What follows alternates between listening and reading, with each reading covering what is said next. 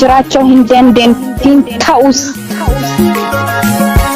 Sagaleen amma dhageessan kun sirna dungoo qabsiisuu sagantaa yaadannoo weellisaa Oromoo jaalatamaa weellisaa qaroo dhaloota qubee Hacaaluu Hundeessaaf magaalaa Naayiroobii Fulaa Siitii Paark jedhamutti gosoota Oromoo Keenyaa keessa jiraataniif Oromoota baqattummaan biyyas jiraatanii guyyaa har'aa qophaa'e irratti Oromoota hirmaatan keessaa yaada bilbilaan qarree tokkorraa fudhanne keessaa dubbii seensaa fudhannee isin dhageessifnedha. Guutuun yaada qarree kanaaf Oromoota biroo sirnicha irraa qooda fudhatanii fi haala Oromoonni Konyaa Qellem Wallaggaa fi magaalaa Naqamtee erga weellisaan Oromoo jaalatamaa fi kabajamaan qaroon dhaloota qubee Hacaaluu Hundeessaa wareegame as haala Oromoonni magaalaa Naqamtee fi Konyaa Qellem Wallaggaa keessa jiran kan Oromoota lamarraa odeeffannis sagantaa kana keessatti kan isiniif dhiyeessinu ta'a. Turtiin keessa naga xumuraatti nu faana ta'uuf isin hawwataa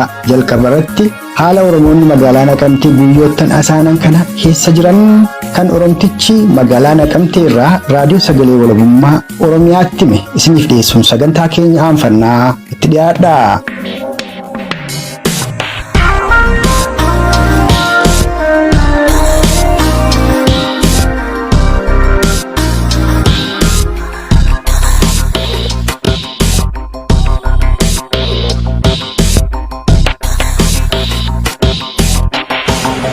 Erga gaafa weellisaan Oromoo Hacaaluu Hundeessaa wareegame asii haala magaalaan Naqamtee keessa jiru nu ibsi. Uummati warraaqsatti akka jiru ajjeechaan raawwatamaa akka jiru uummatni Oromoo magaalaa Naqamteef naannoo sana walabummaa Oromiyaaf bilisummaa Oromoo mootummaa birmadoo amma dhaabbannutti hin deebinu ka jedhus murtii akkasii qabu jedha magaalaa lixa Oromiyaa. Isa kana nu ibsi waan keessa jirtan jalqaba ajjeechaa Hacaaluu irraa ka'ee hagammaatti waan jiru.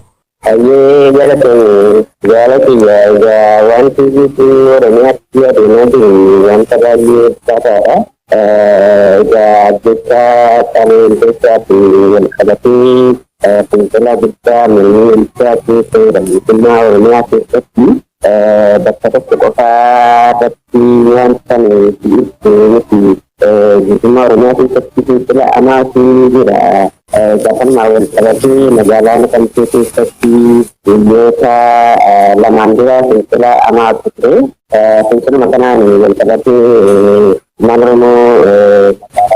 Halo. Aje macam.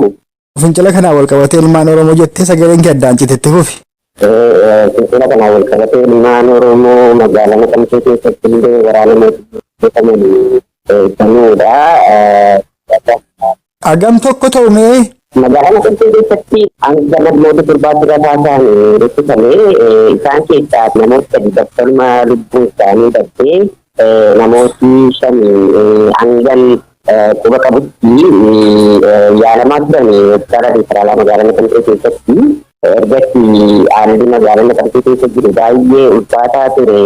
Finciluma kanarratti illee garaagarummaa waraana raayyaa biyyaa poolisiin addaa Oromiyaa biyya irraa wal qabatee poolisoonni humna addaa Oromiyaa namooti sadiillee wareegamanii kanaan wal qabatee egaa guyyaan dhaabuu wareegame irraa kaasee guyyaan gosoota Oromiyaa guutuu keessatti dalli kan magaalaan Amboo keessallee haala ulfaataatu jira. Finfinnee keessallee kanumaa hangam jaalarratti jiranirraa quba qabetti namoota jiran kallattiinaan bilbilaan quunnamaan jira. Hanga ammaatti namooti lubbuu wareegaman iyyuu akka irraa hin danda'amne namoota dhaabbatoonni lamaa ol lubbuu danda'e jira magaalaa Amboo keessatti namoota garaan namoota imani magaalaa Naqamtee keessatti qofaan mootummaa Oromiyaa keessatti wareegama ulfaataa kaffalaa jira uummatni Oromoo. Egaa wanni uummatni Oromoo du'aa jiruu fi waan biraaniti maaliif Hacaaluu ajjeesneedha. Qaroon Oromoo artistiin Oromoo hayyuun Oromoo maaliif isa jedhuuf qoofaa hiriira karaa nagaa ba'ee mootummaa gaafate qoofaa waraana mootummaa isaatti tolletti naqee ajjeese. Ajjeechaan uummata Oromoo irratti raawwatamaa jira. Hanga ammaallee ibsatee jira. Magaalaa biyyi keessatti illee dhukaasa waraana mootummaatiin uummata hiriira ba'ee sagalee kana keessaa jirtu banameen namoota sadii ragaa taasifamee isaan keessaa tokko bakkanuma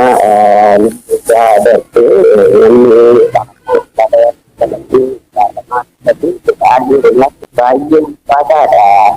Ayyee egaa kan lixa Oromiyaa kun anaan bilbilli guutuutti na didaa jira kan magaalaa Gimbii kaafteetta tarii kan magaalaa Dambidoolloodhaa yoo quba qabaatte akkasumas kan magaalaa Najjoo Mandii magaalota lixa Oromiyaa kana kan hiriyoota kee qabdu kan kallattiin bilbiltee qabatamaatti odeeffannoo argatte yoo jiraate too nu kaaftee asumaan.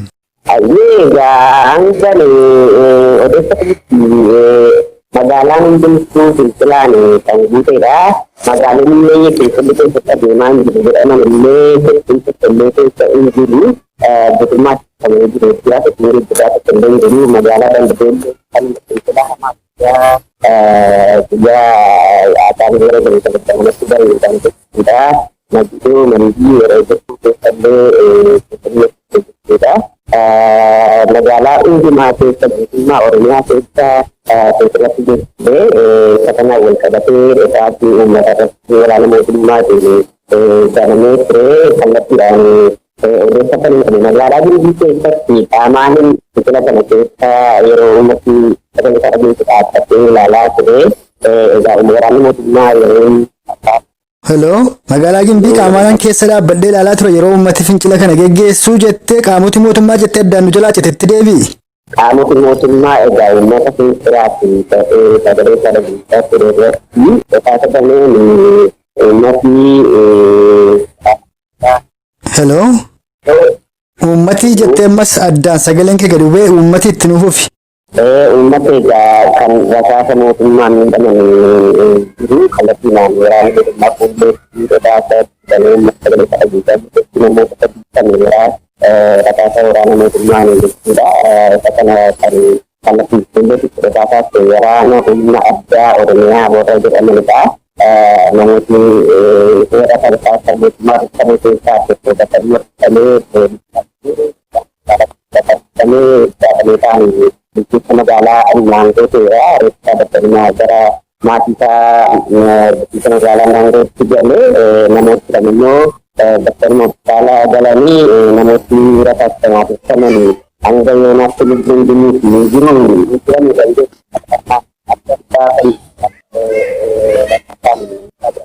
Hello. Gidduutti sagaleen kee gadi bu'aa namoota uumama warra gara magaalaa Innaangoo kana kaaftee lubbuun jiraniif jiruu isaanii hin beeku hagammaatti kan jedhu utuu dubbattuu addaan citee mee itti fufii yoo ammas dide kana amma uummata Oromoo kallattumaan dhageessiseen sittan deebi'a kanaafis immoo naa qorattaa jechuudhaan argachaa hin jiru gara lixa Oromiyaa gabaabaadhumatti kan magaalaa Naqamteen si argadhe amma akka carraa mee amma nu dandeessetti itti fufnaa kan of hirkaa qabdu natti himi. Ayyee mootummaa Oromiyaa keessa Finfinnee akkuma keessatti jira magaalaa Gimbii keessatti dhufaatii waraana mootummaan uummata irratti banameen lubbuun nama tokko bakka nama darbeera. Namni lama hospitaala galaniiru biraa fi jaarmii isaanii addan baasan ammatti. Egaa mootummaa Oromiyaa keessatti Komishinii badeera miidiyaan haala qabatamaa jiru mataa fi dabataan jiru miidiyaan kan mootummaati. Hojii amaatu jira Oromiyaa keessa. Magaalaa Amboo keessatti namni qabatamaan keessa bakka jirutti namni gara dhibbaatti lama lubbuun darbeera bakka waraana mootummaan itti banameen jechuudha. Hanga ammaatti illee naannoo sanarraa sochiin saataan sochiin saataan akka bitu akkaniin odeeffachaa jiru.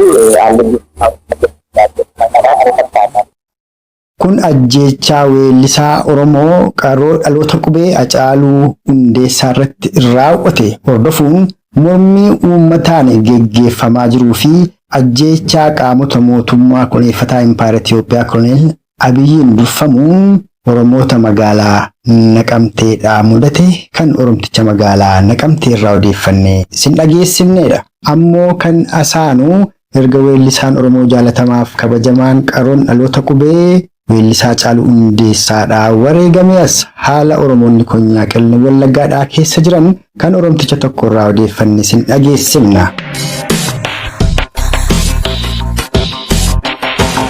Mootummaan Impaayera Itiyoophiyaa kun waraana hamma funyaaniitti hodhechiisee golee Oromiyaa hundumatti bobbaase akka jiru addunyaan ni beeka.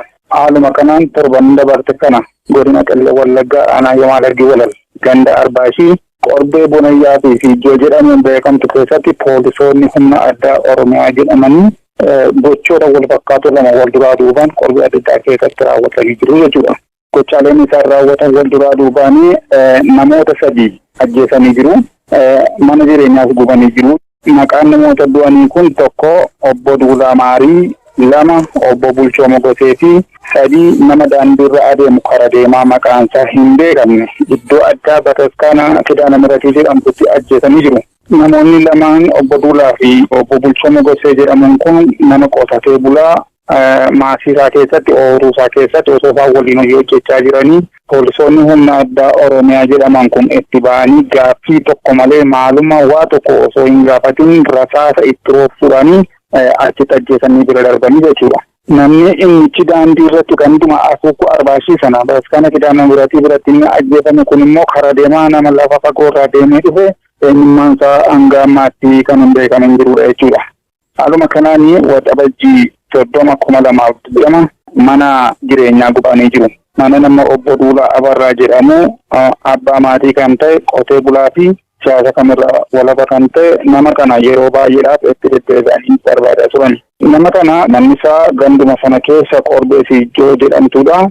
Isa mana waan dhabanii fi mana isaa hundumaa qabeenya socho'u hin sochoone qarshii bilchaataa eega saamanii booda qabeenya biroo wajjin gubanii jiru. Haadha manaa namicha kanaa deessuu ulmaa ciisaa jirtudha jechuudha. Yeroo sana deessee guyyaa 3 mana kana eega gubanii booddee hawaasa naannoodhaa walitti qabanii namni kamiyyuu mana nama kanatti akka ijaarre akka aadaa naannootti aadaan naannoo kanaa kan beeku balaa uumamaas ta'e balaa namtolcheen qabeenya namaarra mana namaarra kan ga'u yoo ta'e namoonni aadaa wal gargaarsaa qabu turan. Namoota naannoo sanaa dirqeedhaan humni waraanaa poolisii addaa Oromiyaa jedhamu kun walitti yaasee namni tokko yoo mana nama kanatti yoo ijaaree argame keessanis hin gubata isin ajjeesnas beenyaan keessan gatii isaa dubataa jechuudhaan akeekkachiisanii adeeman jechuudha. Namtichi abbaan manni isaa jalaa gubate kun daa'ima umuriin hin gahin 3 fi kan alatti guyyaa 3 waan qabuuf dhiphina haadha manaa kootiitii fi dhiphina ijoollee kootii taa'een ilaalu jechuudhaan wadaroo fudhatee gara lagaatti qajeele. Yeroo kana namoonni isa barbaadaa turanii injiraan isaatiif indeensaa hangammaatti hin beekamu jechuudha.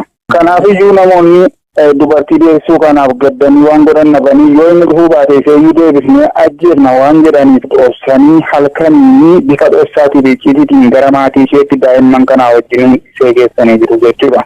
Hayyee ulfaadhugaa erga weellisaan Oromoo jaallatamaan Hacaaluu Hundeessaa du'e booda immoo Oromoonni magaalaa Dambidolloo akkasumas magaalota Konyaa Qellem Wallaggaa hedduu keessatti waxabajjii bultii 30 kaasanii hiriira ba'aa turanii sababa rakkoo neetwoorkii fi intarneetiidhaan wal qabatee odeeffannoo gammaatti hin arganne Konyaa Qellem Wallaggaa irraa mee maaltu ta'e ajjeechaa weellisaa Oromoo Hacaaluu Hundeessaan wal qabatee yeroo uummanni Oromoo hiriira ba'u isa kana gaggabaabsi nu ibsi. Yeroo ammaa akkuma beekamu ajjeefamuun artist Hacaaluu Hundeessaadha. Wanta akka tasaa ta'e balaa tasaa osoo hin taane itti yaadamee fi karoorfamee namoota ogeeyyii ciccimoo ta'anii fi diina yookaan farra Oromoo ta'anii kan qindaa'e jechuudha. Akkuma artist Hacaaluun ajjeefameenii miidiyaalee hawaasaa balleessaniiru, koonneeshiniin badeera, miidiyaan OMN illee badeera jechuudha. Namoonni isa kana gadda isaanii dhageessifachuudhaaf goota kanaa fi artistii kanaaf ba'an namni hundinuu nagaadhaan bahee hin galu jechuudha. Bakka ijoolleen namoonni lammiileen sagalee isaanii dhageessisuudhaaf ba'anitti humni nageenyaa humnaa ol hidhatee gama humnaanis hidhatee biyya keessatti bobba'ee jiru kuni nama hundumaa iddoo adda addaatti magaalaa xiqqaaf guddaa magaalaa godinaa fi aanaalee hundumaa irratti gaazii imimmaan itti roobsuudhaanii bakka isaan walitti qabamanii jiran itti dhukaasee bittinneessuudhaanii namni kamiyyuu akka gadda isaa hin ibsanne gochaa jira. Kun iddoo hundumaatti iyyuu mul'achaa jira jechuudha. Gama kanaan artistii fi qabsaa'aan Hacaaluu Hundeessaadha. Inni qabsaa Oromootii beekamaadha jechuudha. Artistii Hacaaluun bara wayyaanotaa keessa motora qabsoo Oromoo ta'ee TPLF nama funyaaniitti hidhatte jechoota filatamoo fi weelluu isaatiin gara maqareetti galchee keessatti qooda olaanaa qaba. Ajjeefamuun artistii Hacaaluu sababni inni guddaan interviyuu OMN irratti godheen maxxanyaan kaleessas har'as boris diina keenya jechuu isaatiin waan dubbateef jechuudha. Itti dabalee fi maxxanyichi Minilik yeroo dhufee gara biyya kanaa gara handhuura biyya kanaa yeroo dhufee harree yaabbatee akka dhufee fi fardi inni yaabbatee jiru sun inni kan isaa osoo hin taane kan uummata Oromoo akka ta'etti inni siidaan isaa inni irra birgiffa gooroo yookaan siyaasaa jedhamu jiru sun kan isaa akka hin taane sababa mul'inatti hanna isaa bakkee baasee fi isa kararraa maqsuu fi itti xiyyeeffatanii yookaan karoorfatanii akka godhan sabni Oromoo hundi beekuu qaba. Wanti isaan kana godhanii fi Haayila Sillaaseen yeroo duraatti akkuma jechaa ture gooftii yoomataadhaan dura jechuudhaan beektota Oromoo fi hayyoota Oromoo kararraa maqsuudhaan akkuma qabsoo sana gufachiisaa ture har'a aartistii fi qabsaa'aa Oromoo kan ta'e Hacaaluu Hundeessaa uummata Oromoo miliyoona 50 olii kan ija ta'e nafxanyoonni kana dhabamsiisuudhaa fi irratti murteessanii kana godhanii jiru jechuudha. Kanaafuu kana kan raawwate eenyu kan jedhuu fi jedhee abbootii garaa fi kolkolleewwan nafxanyaa akkasumas harcaatota isaanii warri kun warra Minilikii faarsantu wanta kana raawwate akkas godhee jechuudha. Mammaaksi Oromoo ijji gannaa dura boossi akkuma jedhan sobanii isa ajjeesanii warri har'a biyyaatti dhaabbanne jedhan nuti Oromoodhaaf dhaabbanne jedhan kolkollichi abbaa garaa karqaroo funeen jedhanii maqaasaa keessina waamsatoo Itoophiyaa Oromiyaan bulchee dhusan miidha ija dibatee bo'aa jiraa jechuudha. Shimallis Abdiisaadha. Inni kun sabaadha. Hacaaluun wantoota baay'ee qabsoo bilisummaa Oromooti karoorsee irraa wareegamuuf kaayyoo fi karoorri qabsaa'icha yookaan aartistii Hacaaluu Hundeessaa qeerroof qarree Oromoo jiranii galmanii ga'a. Hayyee dhiiga yookaan gumaa Hacaaluu Hundeessaa uummanni Oromoo attamitti baafatuu qaba? Maaltu gumaa Hacaaluu Hundeessaa baasa? Daqiiqaa tokko waan hundinni keessa kana yaada kennu qoodi xumuree booriftaan immoo sitti hin deebi'e. Hayyee gumaa Hacaaluu Hundeessaa eenyutu baasa kan jedhuu fi Oromootu baasa. Saba Oromootu baasa attamitti baasa? Akkaataan itti baasu sabni Oromoo har'a callisee taa'uu hin qabu. Gaddii har'aa maatii Hacaaluu lixe mana nama hundumaa qosee walitti seenaa waan jiruufi sabni Oromoo hundinuu bakka jiru lagaan amantaan maaliin osoo waliin qoodiin akka wal qabatee ka'e warraaqsa galaana uummataa fi miisuudhaani qabsoo isaa fiigsee sirna nama nyaataa nafxanyaa impaayera Itoophiyaa afaan qawween ijaarame kana ofirraa fonqolchee mootummaa mataa isaatii Oromiyaan walaboomte hundeessuu qabaa jechuudha. Gaaruma hordoftootaaf dhaggeeffattoota raadiyoo sagalee walabummaa Oromiyaa jaallatamu kan amma maayisarratti isin dhageessifne kun guyyoottan asaanan kana haala Oromoonni konyaa qellem wallaggaa keessa jiran qoratuuf gamasitti bilbilee yaada Oromticha konyaa qellem wallaggaa irraa arganneedha. Akka toora kurfii keenyaatti ammoo kan asaanu weellisaa Oromoo jaallatamaaf kabajamaa qaroo dhaloota qubee wareegame yaadatuuf sirna dungoo qabsiisaa gosoota Oromoo Keenyaa keessa jiraataniif Oromoota baqaan gamas jiraataniin guyyaa irraa Naayiroobii Keenyaa fulaa Siitii Paark jedhamutti raawwateef marii hawaasa Oromoo gamasiin geggeeffame irraa Oromoota qooda fudhatan lama kanan bilbilaan dubbisan isiniif dhiyeessa. Jalqaba irratti yaada Oromtittii tokkorraa argadheen aanfadheen itti aansuun yaada Oromticha tokkorraa argannes isiniif dhiyeessinaa nu faana tura.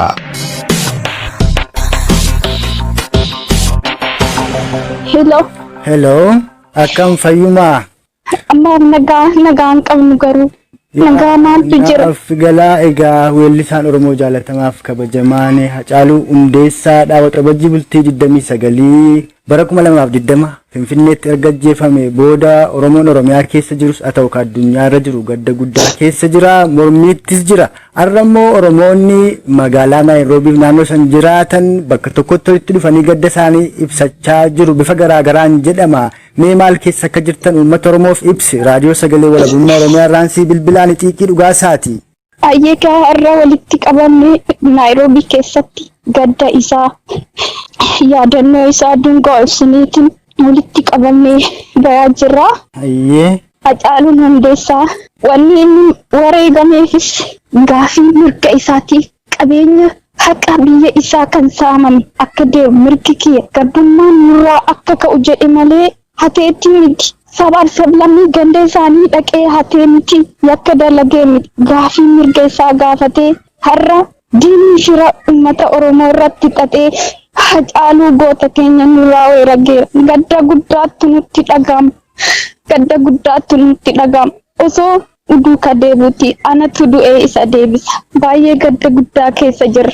Dhugaadha kun gadda guddaadha. Egaa Oromoon biyya keessaati du'a Hacaaluu kana mormuudhaan magaalaa Amboo keessatti yoo xiqqaate Oromoonni 100 ol ajjeefamuu, magaalaa Naqamtee keessatti namni 7 ajjeefamuu, Gimbiitti nama 2, Diradawaattis, Ararittis Jimmaattis Kibbabaa Oromiyaadhaa Konyaa Baaleef Arsii keessattis Gujiittis Booranattis akkasuma ajjeefamaa jiranuma magaalaa Nageellee Booranaa keessatti daa'ima ganna 9 dabalatee Oromoota hedduutu ajjeefame. Egaa Oromoota amma du'aa jiran kana dabalatee goota Oromoo Caaluu Hundeessaa wareegame akkamittiin gumaansaa ba'uu qaba? Oromoon maal gochuu qaba? Kana booda gaddi akkuma jirutti ta'ee maal dhaamta Oromoofi? Oromoon kana booda gumaa isaa baasuu qaba. Waggaa dheeraadhaaf garbummaa keessa ka turre kan akka bilisoomnuuf Oromoon tokko ta'ee akka garbummaa kan nurraa kaasu mootummaan kun akka nurraa ka'u. Egaa dhugaadha mootummaan kun amma mootummaa nafxanyaa ta'uusaa sirna kolonii impaayera Itoophiyaadhaa Oromoo irratti jabeessuudhaaf sirni Minilikii fi Haile Sillaasee fi mootonni koloneeffattootni Abashaadhaa geggeessaa turan sana deebisuuf deemaa jira. Hacaaluun kan inni ajjeefame nafxanyaan kaleessas diina Oromooti arras diina Oromooti jechoota jedhufaa fayyadameeti. Kana booda nafxanyaa fi ilmaan nafxanyaa waliin yookaan warra Abisiiniyaa Abashaa waliin biyya tokko keessa jiraatuun waan danda'amu sitti fakkaata. Gochaa amma goota Oromoo Hacaaluu Hundeessaa irratti raawwateef Oromoota biraa irrattis raawwataa jiru yeroo wal bira qabdee ilaaltu. Ilmaan nafxanyaatiif nafxanyaa mootummaa ammaa bita gittaa garbummaa bara durii san nu deebisan waliin jiraachuun gonkumaa hin danda'amu. Tokkoon isaanii akka biyya keenya keessaa ba'an ofiin of bulchuu barbaadu. Oromiyaan of dandeetteef ofiin of bulchuu barbaadu. Akka uummanni jedhus akka ani yaadus ofiin of bulchuu barbaadu. Ilmaan nafxanyaa waliin gonkumaa waliin jiraachuu hin dandeenye hin ta'us.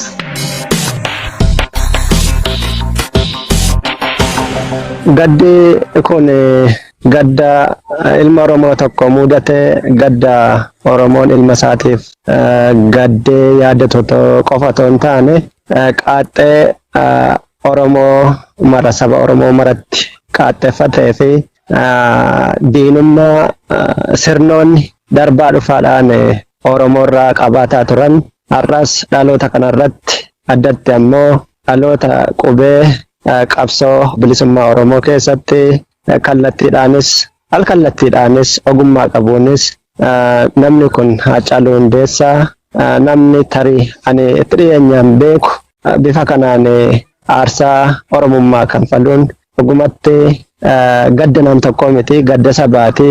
Kun ammoo hiriira ba'uudhaan mormii dhaggeessifachuudhaan qabeenya nyaaphaa dhabamsiisuudhaan waan gadoosaa bahanne raawwanni miti. Ammoo namni miirri itti dhagahame miira isaa kallattii garaagaraatiin ibsata. Kana keessaa tokko walitti dhufee namuu yaadannoo gochuurraa eegalee karoora yeroo dheeraa fi gabaabaa akkasumas immoo tarsiimoo fi tooftaalee qabsoo bilisummaa Oromoo gara fuulduraatti kallattii jiru jabeessuu yoo barbaachise ammoo jijjiiruudhaan akkaataa itti bilisummaa waaraa gonfachuun danda'amu irratti boqonnaa tokko fuulduratti waan tarkaanfachiisu jedheen abdadha.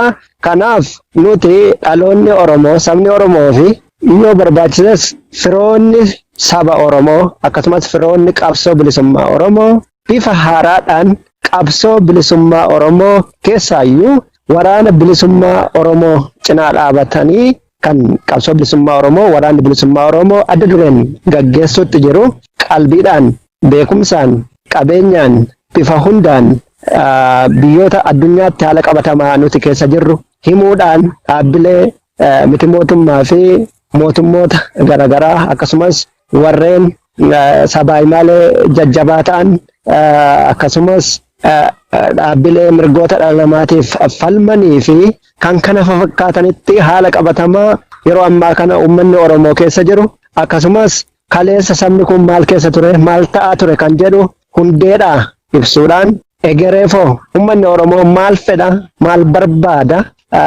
gaaffiin uummata Oromoo inni bu'uuraa kun bifa kamiin deebii waaraa akka argachuu danda'u hanga danda'amaa ta'e sabni kun bifa barbaachisuuf akkaataa barbaachisuun ijaaramee of ijaaree bifa haaraan irbuusaa haaromsee qabsaa'ota bilisummaa Oromoo ofiiyyuu ta'ee kaan ammoo kallattiidhaanuu warri dirree falmaatti argaman daran jabeessuu qabsoo bilisummaa Oromoottis qaamaan illee makachuun akka nutti jiraatuu fi akka barbaachisu yeroo itti yaada wal jijjiirru ta'a jechuudha kana booda. Tole egaa ulfaadhumee seenaa qabsoo bilisummaa Oromoo keessatti aarsaa gootonni fi hayyoonni Oromoodhaa kanaan dura bara mooticha Haile Sillaasee bara dargii baasanii darban keessaa muraasa si yaadachiiseen gaaffii koo itti fufa ammas innis maali bara Haile Sillaaseedhaa sirna sana kan mufatan barattoonni Oromoo sadarkaalee garaagaraa jiran warraaqsa lafti qotee bulaaf jedhu dhoosanii turan hayyoonni Oromoos jaarmiyaalee garaagaraa yeroo isaan itti dhaabaa turantu jira biyya laaf biyya keessatti jechuudha. Hayyoota yeroo sana waan kana babalaaleffataa turan keessaati muraasa yoo maqaa dhoofne kanneen akka Dr. Hayilee Fidaa tuquu dandeenya. Dr. Hayilee Fidaadhaa warra qabsoo barattoota impaayera Itoophiyaa kana walitti qabaa ture keessaa nama tokko biyya Faransaay ture achirraas akkuma amma Koloneel Abiyyi jaarmiyoota siyaasaa qabsoo karaa nagaa geggeessaa jedhee biyyaan baate hayyoota Oromoo kana galchee isa boodammoo jala jalaan fixaa warra kaan ammoo mana hidhaatti darbate kanatti Mangistuu Hayilemaariyaam bifuma wal fakkaatuun gootota Oromoo hayyoota Dr. Hayilee Fidaa dabalatee danuu galaafate bara Haile Sillaasees immoo akkasuma kanneen akka Jeneraal Taaddasaa Birruufaa danuu kaasuu dandeenya. Egaa amma kan deemaa jiru Koloneel Abiyyis akkuma sirnoota darbanii sana afaan laafaa afaan tolaa dhufe bifattiin hayyoota Oromoo dhaloota immoo jalaan ol ka'aa jiru kana balleessee kallattiidhaan gara abbaa irratti darbuudhaan akkuma afaan isaanii dubbataa ture bara bittaa kolonii impaayera Itoophiyaa kana Oromoo fi Oromiyaa irra bulchuu Oromoo gabrummaa jalatti hidhuudhaaf waan karoorfatee deemaa jirudha fakkaata. Isa kanatti gaa xumura gochuudhaaf ammatti Oromoon tarkaanfilee fudhataa jiru kanatti dabalataan atis qabxiilee kaaftee qabda maal godhuu qaba akkamitti ol dhaggeeffatee deemuu qaba? Gaaffii bareedaa kaaste bu'uurarraa Haile Sillaasee jedhi dargii sirna Mallas Zeenaawii hinuma ammoo Abiyyi deebi'ee ilma Minilik ta'ee Minilik sadaffaa ta'ee yeroo nutti deebi'u bu'uurarraa akkaataan ijaarsa Itoophiyaa akkamitti ijaaramte eenyuun giddu galeessa godhamte Itoophiyaan gad dhaabatte fedhii eenyuu tiksuuf dhaabatte eenyuun miite eenyuun fayyadde inni jedhu bu'uurarraa waan ilaalamuu qabudha. Saboonni kibba impaayeritti guutummaan guutuutti humna qawweetiin erga gabroomanii asitti yeroo garagaraatti ilmaan keenya biyya keessaa fi biyya alaa hayyoonni keenya loltoota sirna garagaraa keessatti tajaajilan dabalatee jijjiirraa sirna impaayera Itoophiyaa kan bu'uuraa sun gochuudhaaf aarsaa guddaa kan falaniiru. Kun immoo bifa bittinnaa'aadhaan ta'aa ture. Fakkeenyaaf Dr. Hayilee Fidaa faa yoo ilaalte maqaa All Ethiopian Socialist Movement jedhuun kan akka baaroo faa jalqabarra haalli ture tarii tooftaa qabsoos ta'uu danda'a kallattiidhaan dhaaba adda bilisummaa Oromootti makamee kan qabsoo gaggeessuutti ture hin turre kaan icaat kaan dhiyaaphaa'uma keessallee kan seenanii qabsoo gochaa turan jiru waan ta'eef dargii dabalatee jeneraaloti koloneeloti warroonni siyaasaa gurguddoon meeqa maqaa dha'uu dandeessu sirna dargii keessattillee qooda fudhatanii dhumarratti akka jeneraal Damisee Bultoofaa Maariin Nuguseefaa yoo jette dargiitu nyaate sirni fokkisaan deebi'ee ofillee nyaata sirna ofii gadhaaban deebi'anii isaan nyaate isaaniinu jeneraal Tafarii Bantiifaa nyaate dargii yoo ilaalte jechuudha. Haile Sillaasee gaafa kuno Mangistuun waa'ee fi Garmaameen waa'eefaan gaafa fonqolcha gaggeessan kan sirna sana baraare eenyu ture yoo ilaalte jeneraal Taaddasee Birruufaati. Dhumarratti jeneraal Taaddasee Birruun ofiifuu sirnichaan hammam akka gaaga'ame waan beeknudha. Sanirraa saalonni turan sirna wayyaanee kana keessattis Mallas Zeenaawii jala seenanii warroonni isa tajaajilaa turan akka Hasan Aliifaa akka Dirribaa Harqoofaa kan pirezidaantii Oromiyaa ture kana Junaddii Saaddoofaa isaan kan kana yoo ilaalte dhumti isaanii maal akka ta'e salphina isaan mudate. Kanaaf maaltu fala har'allee yoo jette Jawaar Mohammad dabalatee warroonni kaleessa qabsoo bilisummaa Oromootiif kallattii fi daandiin kanatu Oromoodhaan wayya jedhanii jara kana deebi'anii Abiy Ahmed Aliifaa warri sappoort godhan kun har'a maaltu akka isaan mudataa jiru yoo ilaalte hiree Hayilee Fidaafaa argatan dargii jalatti isaan mudate alamiti siin jechuu nan danda'a jechuudha. Karaa nagaa jedhanii sirna kana amananii sirna nagaa beekutu nagaan qabsoo gaggeessa. Uummanni Oromoo jaallatee miti kan akkas aarsaa kan falaa jiru itti tolee miti du'uun bu'uurarraa waan barbaadu sun hin arganne waan barbaadu sun argachuuf immoo har'a gabroonsaan afaan qawwee fayyadameetiin tarkaanfii keessa deebiin qabne tarkaanfii fokkisaa tarkaanfii gurraan illee dhagahuun ulfaatu uummata keenya irratti fudhataa jira yeroo har'aa kana jilbeeffachiisuuf jechuudha. Jilbeeffachiisuuf kun fedhii murna warra gaafa dur Itoophiyaanutu bu'uuressa jedhan warra akka Minilikii fi gartuusa har'a bifa haaraadhaan nurratti ijaaranii saba keenya irratti bobbaasanii nama keenya haamilee uummata keenya ilmaan qaroo ta'an akka kanaan tarkaanfii akkasii fudhachuun kun Oromoo jilbeeffachiisuudhaaf waan godhame Oromoono waan akka kanaa keessaa akkamitti ba'a kan jedhu qabsaa'ota bilisummaa Oromoo kallattiin keessatti hirmaatanii qooda fudhataa kan jiran waraana bilisummaa Oromoo daraan jabeeffachuu dhaaba isaa isa ganamaa sana jalatti hiriiruu bittinnaanii qabsoo gochuun yaada uummata keenyaas bittinneessa haamilee uummata keenyaas ni miidha humnas nu dhabsiisa waan ta'eef Oromoon jaarmaa fi adda garaagaraa jalatti hiriire har'a qabsoo sabni kun waggoota dheeraaf gaggeessaa turee fi aarsaa guddaan itti kanfalame cimsee bu'uurarraa of ilaalee of gulaalee gochaasaa fi jechasaa namu ilaalee har'a irbuu haaromsee waraana bilisummaa Oromoo kallattiin keessatti qooda fudhatee akka deeggaru akka qabsaa'u yaamicha akka dhuunfaatti dabarsuun natti tola. Dabalataan warri qabeenya qaban humnas qaban beekumsas qaban waan danda'aniin qabsoo bilisummaa Oromoo cinaa dhaabachuu fi tumsuun baay'ee barbaachisaa jedheen amanaa jechuudha. Tole egaa ulfaadhu ammas gaafii gabaabaa tokko kaasee marii keenya xumurra sababa isaa isinis gadda keessa mul'ifataa jirtu marii garaagaraarra jirtu Oromoonni yeroo ammaatti magaalaa Naayiroobiitti walitti qabamtanii jirtan haa ta'u qabxii barbaachisaa tokkoon kaasee marii keenya obbaafna.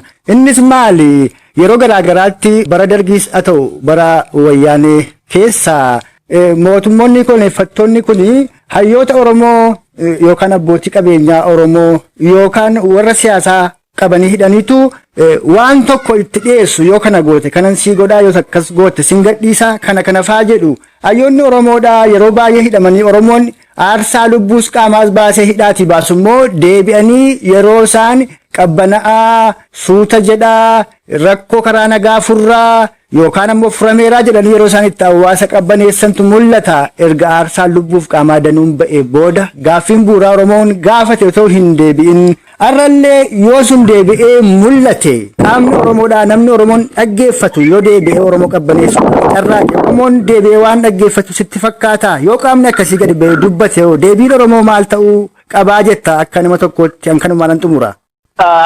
Gaarii seenaa darbaa as dhufaa har'a ga'e kana keessatti dogoggoroonni beekanis haa ta'u osoo hin beekin yookaan ammoo doorsisaan kabiraan dantaan jilbeeffatanii deemsaa fi aarsaa uummanni Oromoo qabsoo bilisummaa Oromoo keessatti gaggeessaa ture kan gufachiisan fashalsiisan bishaan itti naqanii dhawaataan ni argamu.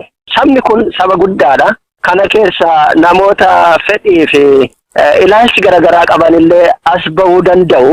Guyyaarraa guyyaatti haala jireenyaa kan dhuunfaa hadhaa qabsoon qabdullee injifachuu dadhabanii warri jilbeeffatan jiraachuu danda'u. Kun immoo sabicha hanga tokko burjaajessuu danda'a. Dhalateeras dhaloonni kun kana booda uummanni kun kana booda dogoggoroota darban irraa baratee yeroo xumuraatiif amma diddaa jalqabe kana maayii itti gochuudhaaf aarsaa barbaachisullee kanfalee kallattii qabsoo bilisummaa Oromoo irraa otoo hin maqiin eenyumtuu yaamicha yoo godha ta'e yoo waan barbaade dubbata ta'e galma fi akeeka qabsoo bilisummaa Oromootiin yaada gahuutii alatti yaada dhuunfaati kuni bitame kun akkas ta'e jennee irratti kuffisuudhaan yaada namoota waan akkasii baatanii deeman gidduudhaan qabsoo bilisummaa Oromoo keenya jabaannee akka inni galma ga'u akka bilisummaa waaraan geenyu mirgi Oromoon abbaa biyyummaa isaa